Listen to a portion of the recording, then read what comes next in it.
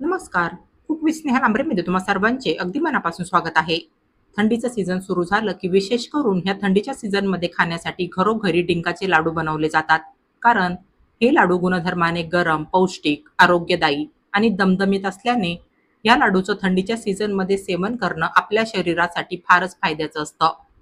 तर आज मी तुम्हाला हिवाळ्यासाठी काही खास महत्त्वाचे घटक वापरून गुळाचा पाक न करता अगदी सोप्या पद्धतीने हे हिवाळा स्पेशल, पौष्टिक आणि आरोग्याचा खजाना असणारे डिंकाचे लाडू एकदम झटपट तयार करून दाखवणार आहे. नक्कीच हे लाडू बनवण्याची एवढी सोपी आणि झटपट पद्धत तुम्ही आजपर्यंत कुठेही बघितली नसेल. चला तर मग वेळ वाया न घालवता लगेचच आपण आपल्या आजच्या या पौष्टिक रेसिपीला सुरुवात करूया. परंतु त्या अगोदर तुम्ही माझा हा चॅनल सबस्क्राईब केला नसेल, तर प्लीज माझ्या ह्या चॅनलला सबस्क्राईब करा. म्हणजे माझ्या पुढील प्रत्येक व्हिडिओच्या नोटिफिकेशन्स तुम्हाला मिळत राहतील. तर डिंकाच्या लाडूसाठी लागणारं साहित्य म्हणजे इथे मी ह्या 2 वाट्यांमध्ये 1.5 वाटी खारीक पावडर घेतली आहे. सेम वाटीच्या मापाने मी हे 1 वाटी किसलेलं सुकं खोबरं घेतलंय आणि सेम वाटीच्या मापाने मी ह्या बाउलमध्ये हा 2.5 वाट्या सुरीने बारीक चिरलेला गूळ घेतलाय. गुळाचं प्रमाण हे तुम्ही तुमच्या लाडूच्या गोडीनुसार कमी जास्त करू शकता.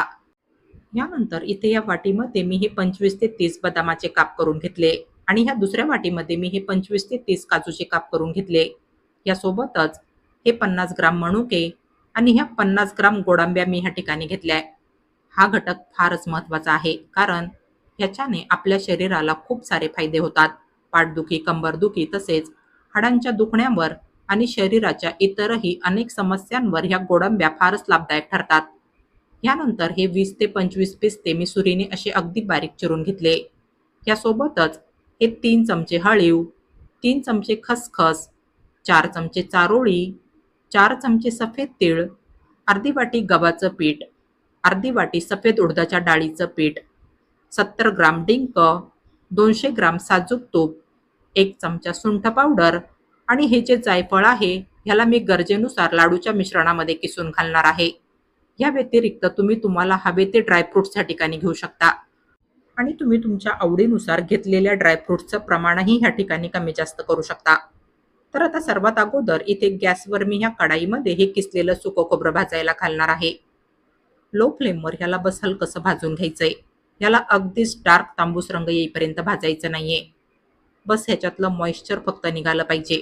त्याच्याने आपले लाडू जास्तीत जास्त दिवस टिकायला मदत होईल.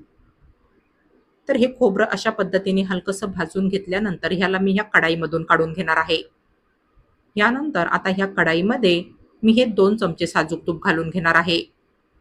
आता ह्याच्यामध्ये हे बदामाचे काप, काजूचे काप, चारोळी, मनुके, पिस्ता, गोडांब्या, सफेद तीळ, आळीव आणि खसखस हे सर्व जिन्नस एकत्रच भाजायला घालायचे आहे. अगदी मंद आचेवर ह्यांना साजूक तुपामध्ये मस्त असं खमंग भाजून घ्यायचे. अक्रोड मी विसरले होते, तर 25 ते 30 ग्राम अक्रोड मी ह्याच्यामध्ये भाजायला घालणार आहे. हे सर्व जिन्नस लो फ्लेमवर मस्त असे खमंग आणि खरपूस भाजून घ्यायचे. ह्यांना भाजल्याने लाडू जास्त दिवस ठेवले तरी लाडू चवीला खराब किंवा मग खवट लागणार नाही. ह्याच्याने आपले लाडू जास्त दिवस टिकतील. हे सर्व जिन्नस साजूक तुपामध्ये छान असे खमंग भाजून झाल्यानंतर आता ह्याच्यामध्ये आपण ही सगळी खारीक पावडर भाजायला घालूया. खारीक पावडर ही जास्त भाजायची नसते, नाहीतर ती चवीला जळकट लागते. बस हिच्यातलं मॉइश्चर निघून जाण्यासाठी आपण हिला बस 2 ते 3 मिनिट ह्या इतर घटकांसोबत लो फ्लेमवर हलकसं भाजून घेणार आहोत. बस तर आता हे भाजलेले सर्व जिन्नस मी ह्या कढाईमधून एका मोठ्या परातीमध्ये काढून घेणार आहे. यानंतर ह्या कढाईमध्ये मी आपण घेतलेल्या साजूक तुपातलं अर्ध तूप घालून घेणार आहे. हे तूप गरम झाल्यानंतर ह्या साजूक तुपामध्ये मी आपण घेतलेला डिंक 2 बॅचमध्ये तळून घेणार आहे. डिंक हा मीडियम फ्लेमवर अगदी आतपर्यंत मस्त असा कुरकुरीत होईपर्यंत तळून घ्यायचा आहे. लक्षात ठेवा, हा डिंक आतमध्ये कच्चा नाही राहिला पाहिजे. त्याच्याने कच्चा डिंक लाडू खाताना दाताखाली कचकच लागेल आणि आपल्या दातांना सुद्धा चिटकेल.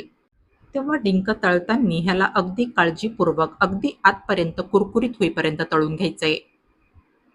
तर इथे आपण ह्या डिंकाच्या दोन्ही बॅच साजूक तुपामध्ये मस्तपैकी तळून घेतल्या आहे. हा तळलेला डिंक सुद्धा मी एका ताटामध्ये काढून थंड करायला ठेवणार आहे. बस तर आता ह्या शिल्लक राहिलेल्या तुपामध्ये मी हे एक मोठी वाटी भरून मखाना भाजायला घालणार आहे. ह्यांचं प्रमाण हे टोटली तुमच्या आवडीवर डिपेंड राहील. हा मखाना सुद्धा आपल्या आरोग्यासाठी फारच लाभदायक असतो. ह्याचं सेवन तर तुम्ही वर्षभर 3ही ऋतूमध्ये करू शकता.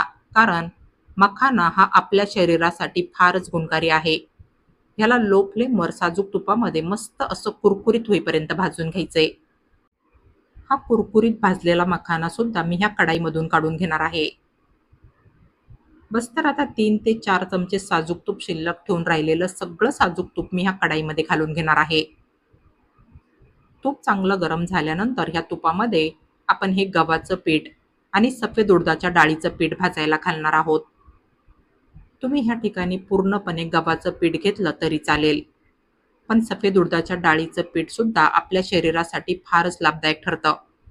ह्याच्याने आपल्या लाडूला सुद्धा फारच छान टेस्ट येते. लाडूमध्ये ही पिठं घालायचं कारण म्हणजे ह्या पिठांमुळे लाडूच्या मिश्रणाला बाइंडिंग छान येते.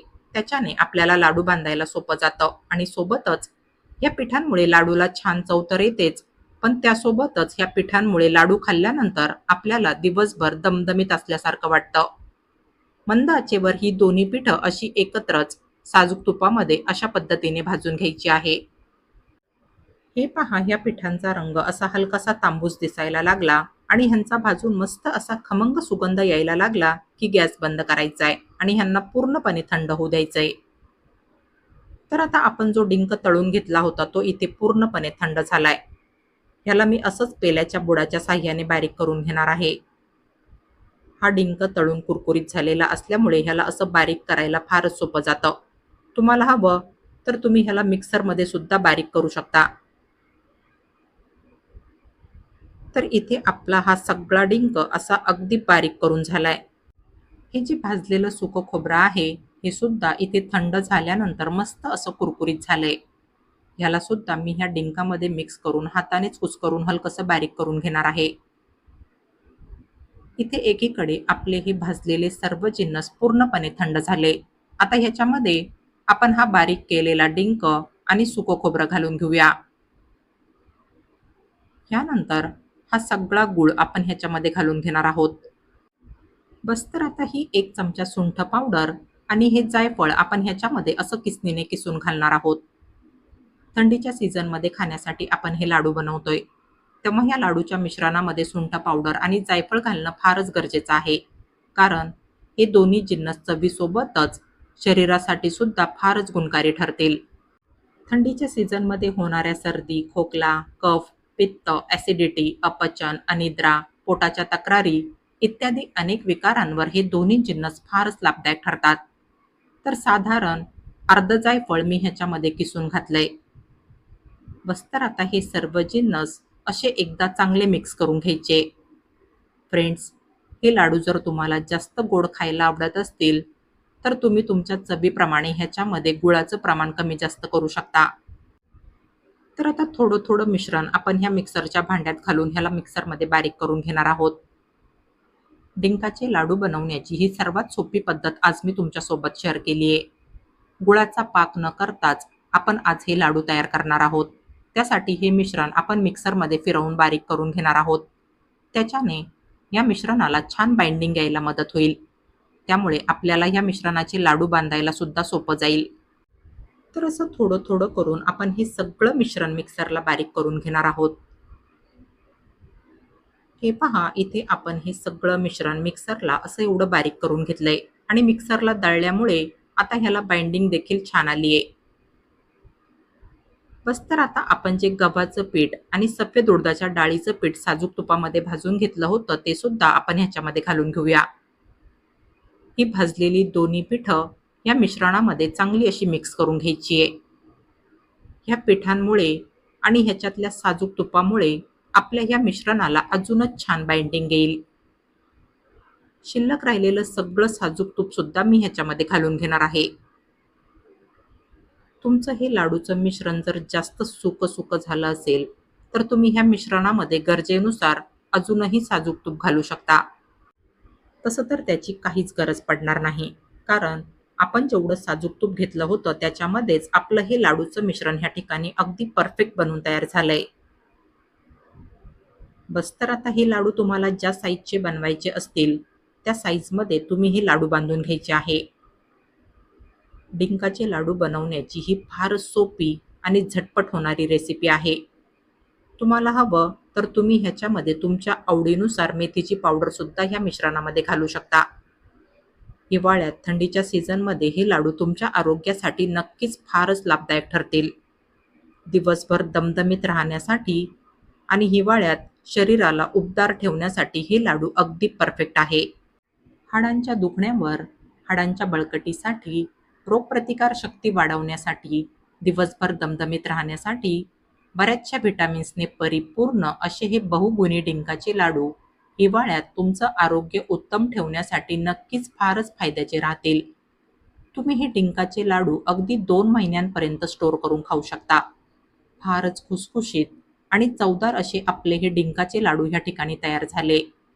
तुम्ही सुद्धा माझ्या ह्या रेसिपीप्रमाणे एकदा असे सोप्या पद्धतीने झटपट बनणारे डिंकाचे लाडू नक्की ट्राय करून बघा. आणि तुम्हाला माझी आजची ही रेसिपी आवडली असेल तर प्लीज माझ्या या रेसिपीला लाईक आणि जास्तीत जास्त शेअर करा. आणि अशाच नवनवीन आणि पारंपरिक रेसिपीज बघण्यासाठी माझ्या या चॅनलला सबस्क्राईब करा. चला तर मग भेटूया पुढील रेसिपींमध्ये. तोपर्यंत हेल्दी खा आणि हेल्दी रहा. Take care.